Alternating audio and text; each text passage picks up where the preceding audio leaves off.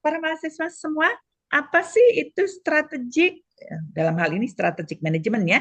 Mengapa itu penting gitu ya? Kita akan belajar ini selama 16 pertemuan termasuk ujian dan coba kita lihat apa itu relevansinya dengan perkembangan-perkembangan lingkungan terakhir ini. Kita lihat.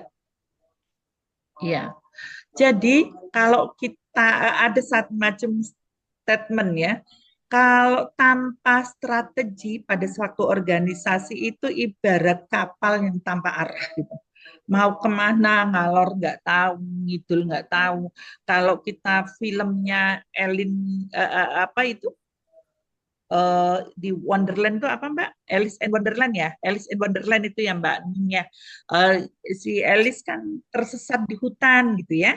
Nggak tahu loh, kenapa kamu tersesat? Tujuanmu mau kemana? Nggak ngerti itu. Lah karena nggak ngerti tujuannya kemana, sebetulnya kamu itu nggak tersesat, nggak ngerti. Mau dibawa kemana dia, mau kemana nggak ngerti kan berarti tidak tersesat kalau tidak tahu. Nah, artinya kalau kita bicara strategi, kita bicara entitas ya, kita bicara organisasi, kita bicara satu institusi, entitas itu bisa laba, bisa nirlaba. Kalau Mbak Murni itu di NGO ya, berarti kan nirlaba ya. Entitas bisnisnya adalah entitas bisnis yang tidak mencari laba. Tapi kalau Mas Rizal, karena dia pelaku usaha, maka entitas bisnisnya adalah entitas bisnis yang mencari laba. Di dalam strategik, manajemen strategik, kalau kita bicara entitas, bisa yang laba maupun nirlaba ya. Jadi ini bisa dipakai semuanya. Mbak Muni di NGO kita bisa pakai di sekolah, di Karang Taruna, dimanapun yang namanya manajemen strategik itu bisa kita terapkan gitu. Nah, bayangan semacam ini, apa yang bisa diceritakan? Mungkin mahasiswa bisa memberi satu statement dengan kapal pesiar yang gede ini. Kalau ini ibarat entitas kita, ini Mbak Murni NGO kita ya, NGO-nya ya. Ini eh, mana tadi yang mungkin pemerintah daerah, Mas Indra, Mas Indra di sini ini adalah OPD-nya mungkin ya, ya sebagai ASN ini kan kapal besarnya di sini ya. Mas Alfa, unit usahanya ada di sini dan semuanya. Kira-kira kalau ini adalah lingkungan bisnis kita dengan cuaca yang semacam ini, lautnya anteng, samudranya anteng, sumber daya yang kita miliki nggak kaleng-kaleng, ya. NGO-nya Mbak Murni itu sudah sekian sumber daya bagus, sudah kuat, struktur organisasinya udah oke, mekanisme kerjanya sudah oke.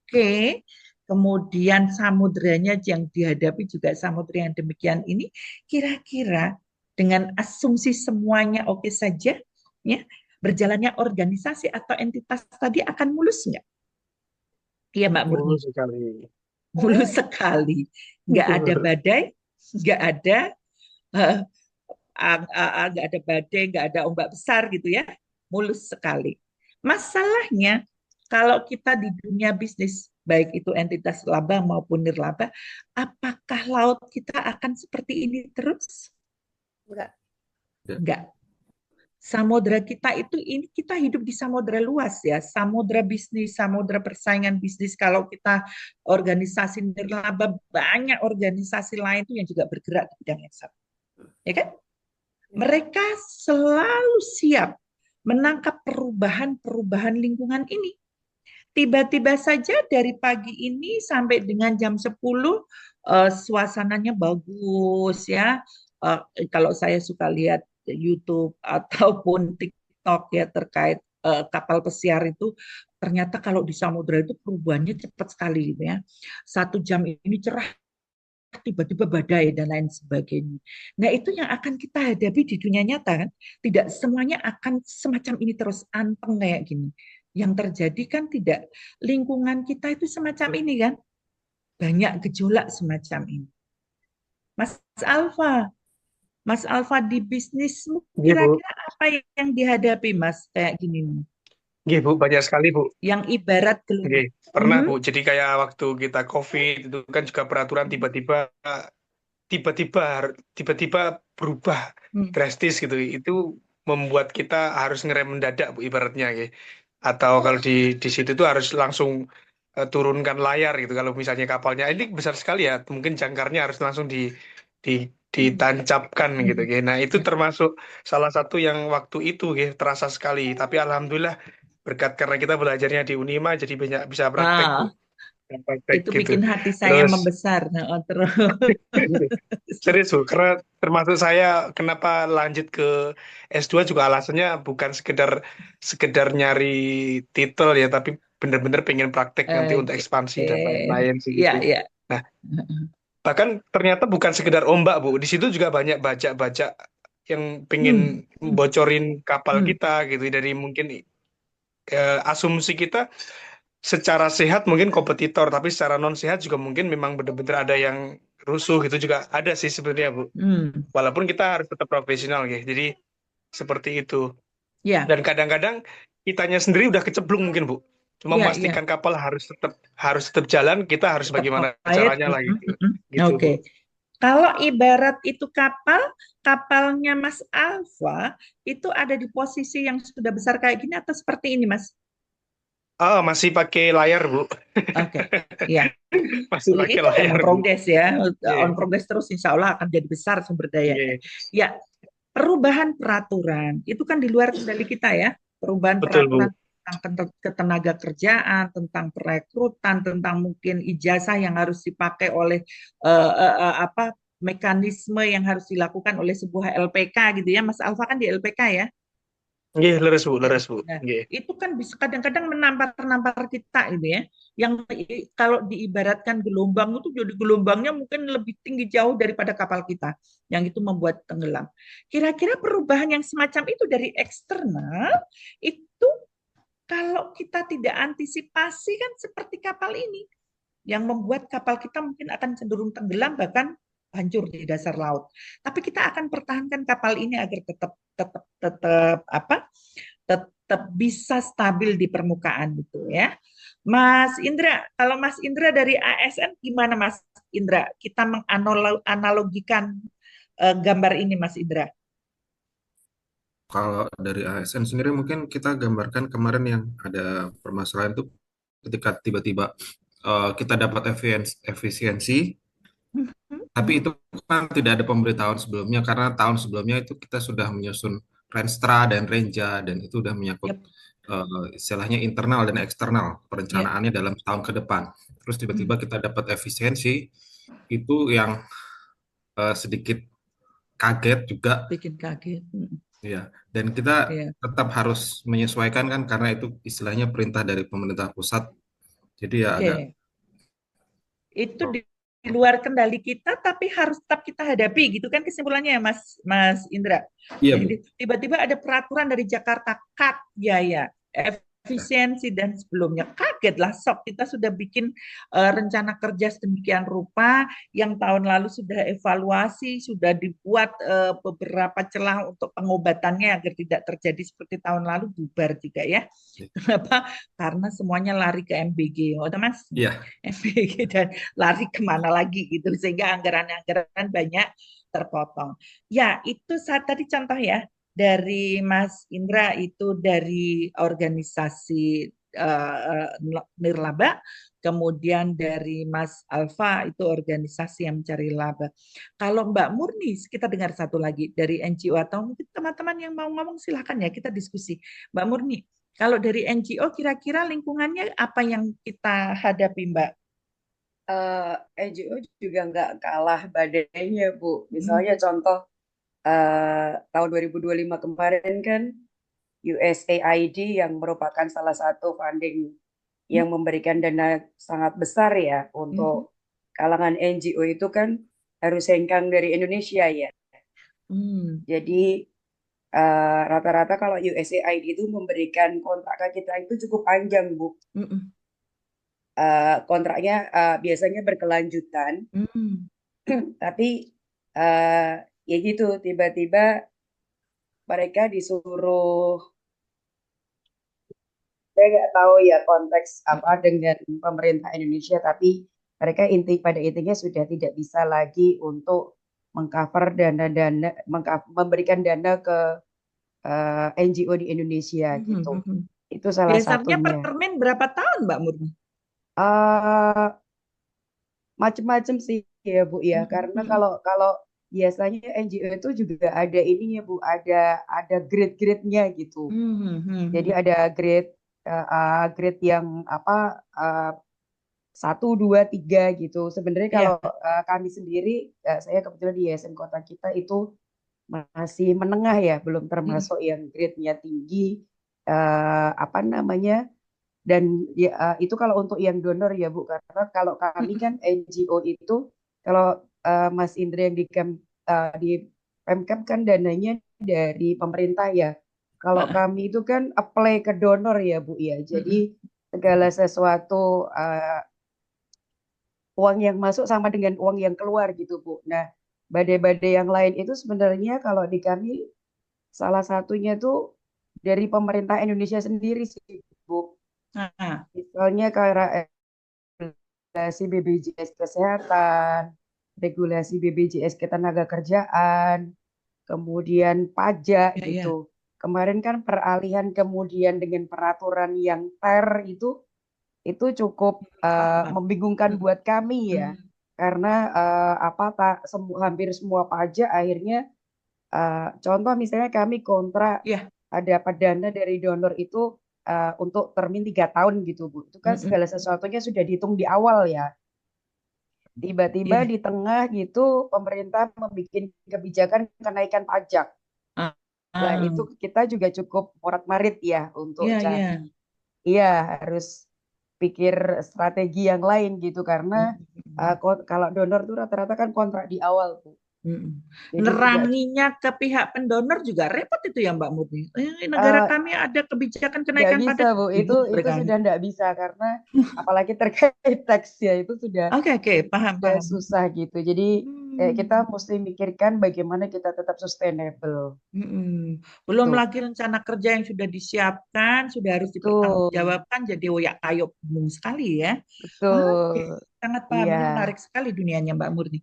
Kemudian, oke, mungkin ada yang lain. Silakan, tidak harus saya yang menunjuk ya. Ini adalah kelas kita, jadi siapa saja boleh bicara.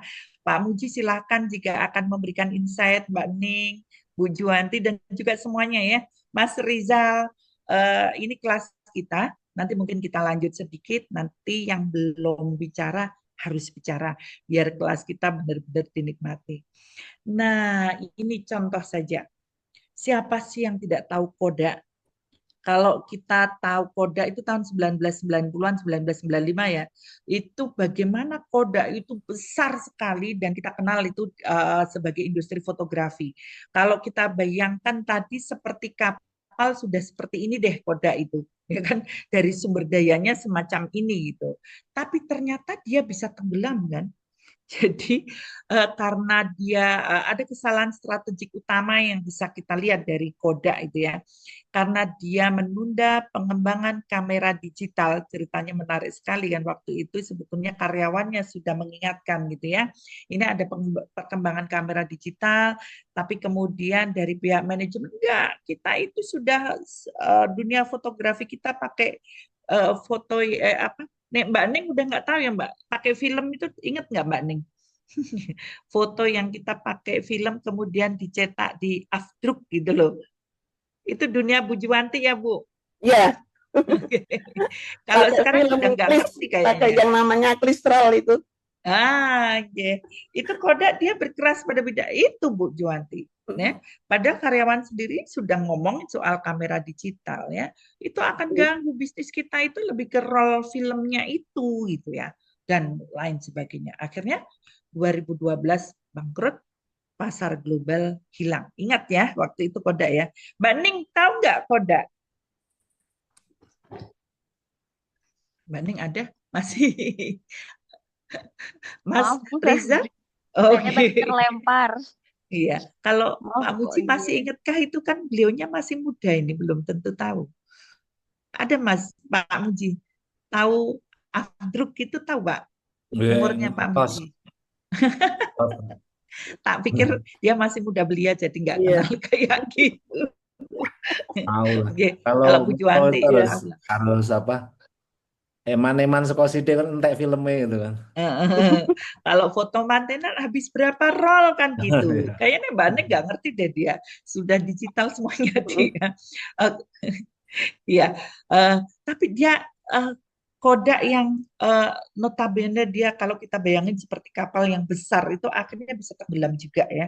Nah, pelajaran dari sini jangan takut untuk mendisrupsi bisnis sendiri. Artinya kita perlu strategik yang kadang-kadang memang kita harus ngewai bisnis kita gitu ya untuk bisa bertahan dengan jangan sampai kita kaku, kita fanatik kepada satu produk tertentu ternyata itu sudah tidak laku, tidak bisa menghadapi gelombang yang demikian besar tadi ya. Kemudian Nokia, waktu itu HP-nya yang segede batu bata saya punya ya, dia bergerak di telekomunikasi.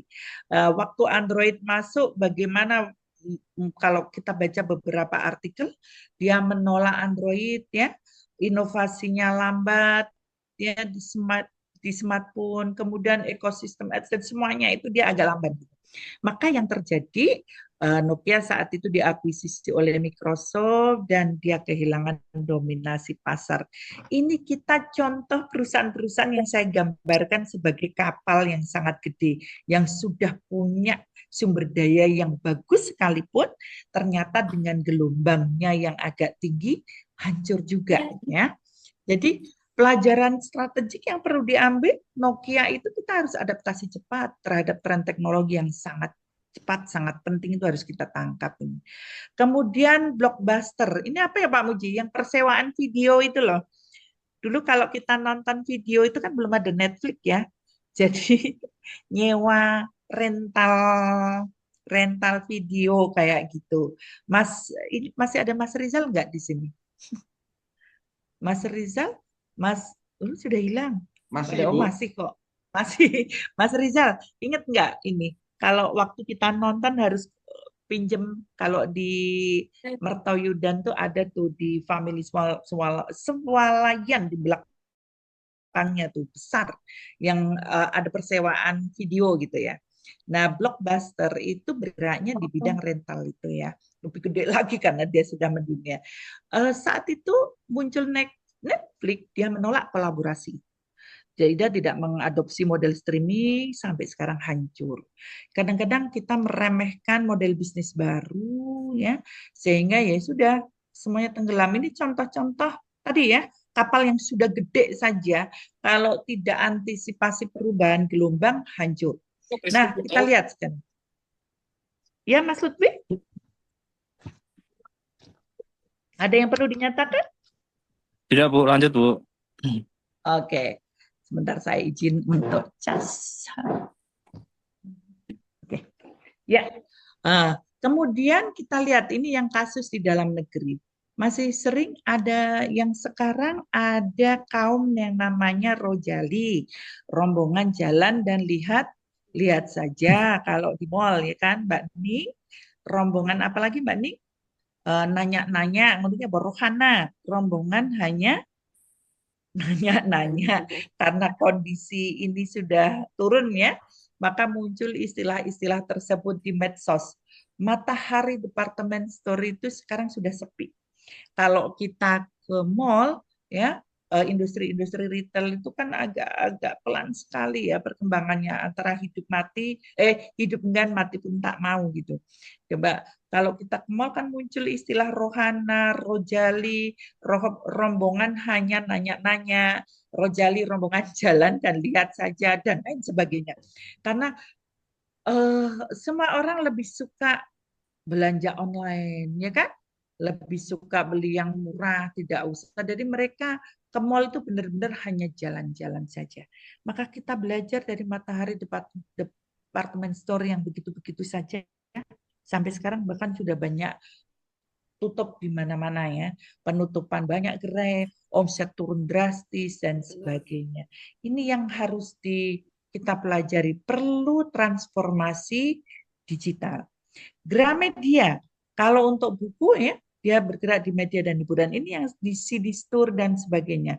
Banyak sekali ya. Dia sekarang juga loyo gitu untuk Gramedia CD Store-nya. Jadi ini tantangannya memang kita harus cepat beralih. Ya. Bakri Telkom, Asia, kemana juga nasibnya sekarang? Saya sudah tidak tahu ini Asia itu apakah itu masih ada atau tidak. Dan para mahasiswa mungkin masih banyak contoh-contoh yang lain, silahkan. Ini hanya untuk membayangkan bahwa tadi apa? Bahkan untuk sumber daya yang besar pun kapal yang sudah besar dengan sumber daya yang bagus saja itu sekarang sudah banyak yang tenggelam. Tadi beberapa kasusnya.